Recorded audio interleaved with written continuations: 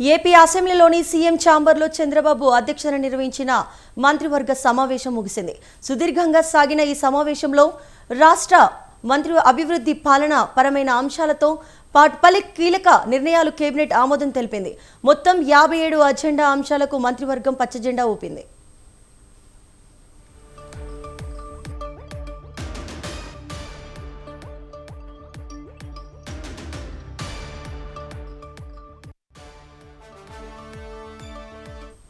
రాష్ట్రంలో స్థానిక సంస్థల ఎన్నికల నిర్వహణపై కేబినెట్ తీవ్రంగా చర్చించింది.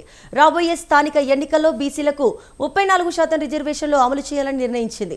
ఇందులో భాగంగా గ్రామీణ ప్రాంతాల్లో 32%, పట్టణ ప్రాంతాల్లో 33.13% రిజర్వేషన్ల అమలుకు మంత్రివర్గం ఆమోదం తెలిపింది.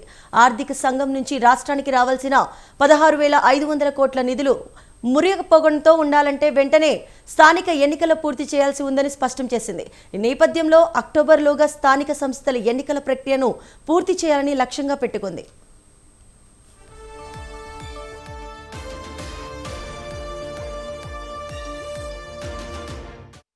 మరోవైపు మున్సిపాలిటీలు, కార్పొరేషన్ల చైర్మన్లు, మేయర్లు ఎన్నికలను ప్రత్యక్ష విధానంలో నిర్వహించాలని ప్రభుత్వం నిర్ణయించింది. ఇకపై ప్రజలే నేరుగా చైర్మన్, మేయర్ను ఎన్నుకునేలా ఎన్నికల విధానంలో మార్పులు చేయనున్నారు. అదే సమయంలో డిప్యూటీ మేయర్, డిప్యూటీ చైర్మన్ పదవుల విషయంలోనూ ప్రభుత్వం కీలక నిర్ణయం తీసుకుంది. ఇకపై ఒక్కో మున్సిపాలిటీ, కార్పొరేషన్కు ఒకే డిప్యూటీ మేయర్, డిప్యూటీ చైర్మన్ ఉండేలా నిర్ణయించింది.